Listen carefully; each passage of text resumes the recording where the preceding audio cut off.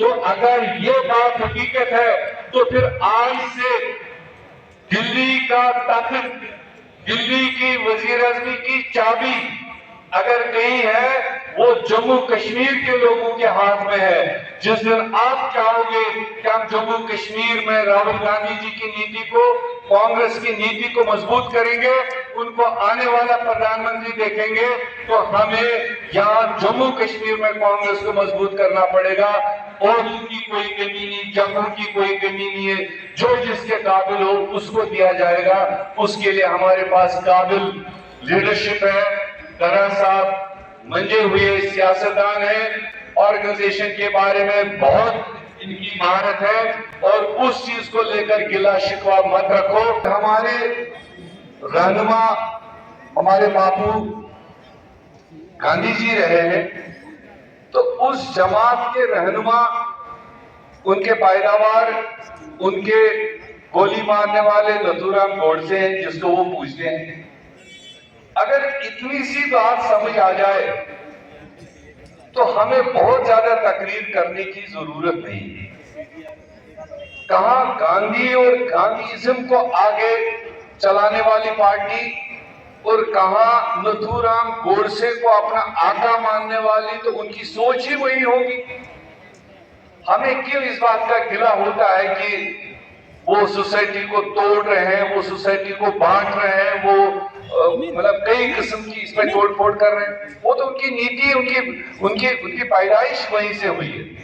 तो इसलिए इस जंग को लड़ने के लिए एक ही पार्टी देश में है, वो है इंडियन नेशनल कांग्रेस। जब हम अंग्रेजों को भगा सकते हैं, अंग्रेजों से आजादी दिलवा सकते हैं, तो ये भगोड़ों को भगाना कोई बड़ी बात नहीं है।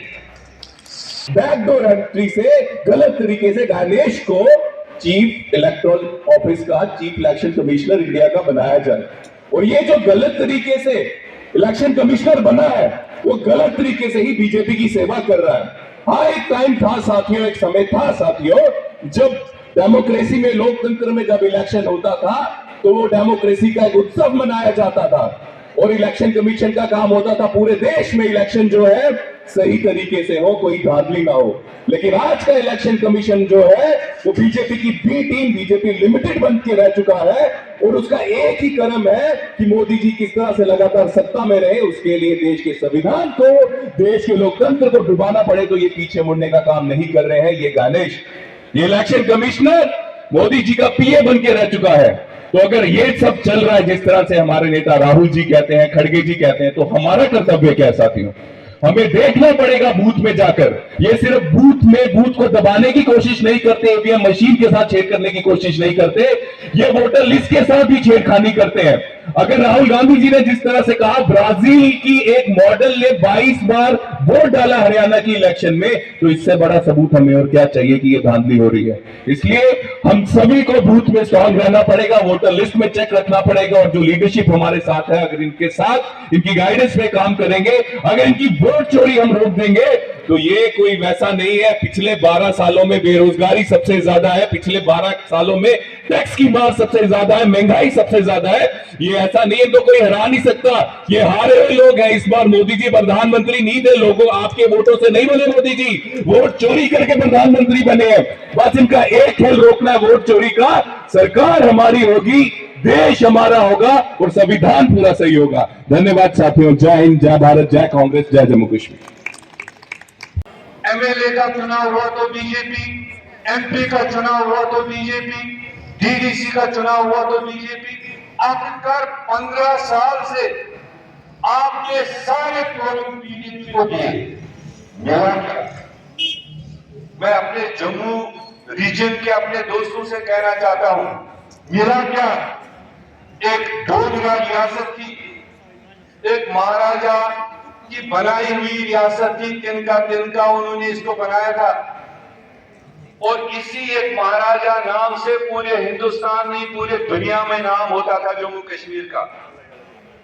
और आपके वोट का, आपके 5 सरपंच, डीडीसी, बीडीसी बनाकर, एमएलए, एमपी बनाकर आपको बहुत बड़ा तोहफा मिला कि वो महाराजा की स्टेट को तोड़ फोड़ किया उसको डिवाइड किया, उसको डाउनग्रेड किया, उसका रियासत का भी दर्जा छीन लिया। यह आपको तोहफा मिला। जिस घर के आज कल तक आप मालिक हुआ करते थे, आज उस घर में आप किराएदार हो। ये मत सोचना, कई बार बीजेपी वाले आपको ऐसे रास्ते पर ले जाते हैं कि ये तो स्टेट कश्मीर वालों के लिए थी, 370 भी कश्मीर वालों के लिए थी, और अगर गया तो कश्मीर वालों को गया, पटनीटॉप के उधर वालों को गया। मगर अब जब 5 साल में उसका खैमियाजा देख रहे हैं, हमारा कठुआ का भाई, सांबा का भाई, जम्मू, उधमपुर, रियासी का भाई सबसे ज्यादा शिकार हो रहा है स्टेट न होने का और 370 न होने का। आपकी एक नौकरी तो चलो छोड़ दो, पहले कहते थे, कुछ अनासिर कहते थे नौकरी निकलती है मेरिट में, इसमें कश्मीर के बच्चे खा रहे हैं। मगर अब आपकी नौकरी 4th क्लास भी नेशन वाइड चली गई, अब कश्मीर वाला भी रह गया। अब आपकी नौकरी जो खा रहा है वो राजस्थान, मध्य प्रदेश, छत्तीसगढ़, बिहार, यूपी से आकर के आदमी खा रहा है। आपके जो एसेट्स थे, आपकी जो माइनिंग थी, आपकी जो रेता बाजरी थी, ये तो हमारी अपनी थी। ये रेता बाजरी तक आपके बाहर के लोगों को दिया गया, आपकी प्रॉपर्टीज उनको दी गई, और हम जम्मू कश्मीर वालों को उनके सामने भिखारी बना दिया। आज इस सम्मेलन से हम लोगों को तैयार करना चाहिए कि आज के दिन से शुभ दिन है, इंदिरा जी का जन्मदिन है, और 2025 एंड पर है, 2026 1 महीने के बाद आ रहा है। हमारा तैयार होना चाहिए कि अब हम कमर बस्ता हो, अब हम अपने बूथ्स को मजबूत करें, अब हम अपने अपने बूथ की जिम्मेदारी संभाले। और ये जो वोट चोरी का मामला है, हमारे नेता राहुल गांधी जी ने इनके कई तरीके चोरी के नंगे कर दिए।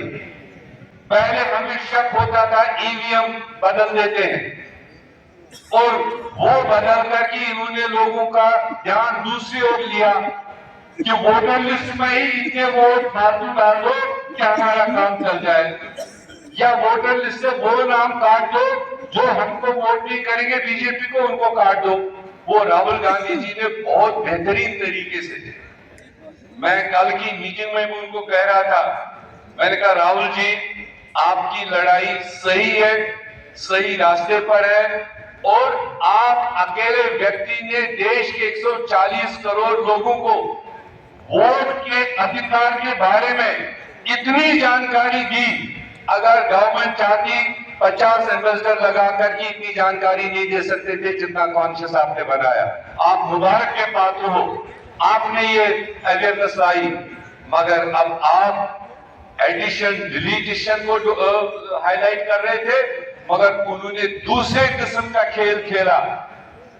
जो अभी आना है, जो मामला उठना है, बड़े पैमाने पर उठेगा, लाखों की तादाद में लोग सड़कों पर निकलेंगे और ये सवाल उठाएंगे कि आखिरकार मॉडल कोड ऑफ कंडक्ट लगने के बाद एक सरकार कैसे उस तरह की स्कीम अनाउंस करे और उसको डिलीवर करे चुनाव के दरमियान, जो सीधे कैश फॉरवर्ड, यहां अगर किसी आदमी को 500 रुपए किसी को देते हुए पकड़ा जाता है तो उसकी असेंबली का चुनाव रद्द होता है या पार्लियामेंट का चुनाव रद्द होता है। मेरा मानना यह है, ये कोर्ट को कॉग्निजेंस लेनी चाहिए, इलेक्शन कमीशन को जवाबदेही होनी चाहिए, और बिहार का चुनाव आज ही 2 महीने बाद, 6 महीने बाद हाईएस्ट कोर्ट उसको रद्द करेगा क्योंकि वो गलत टाइम पर गलत स्कीम इस्तेमाल किया है।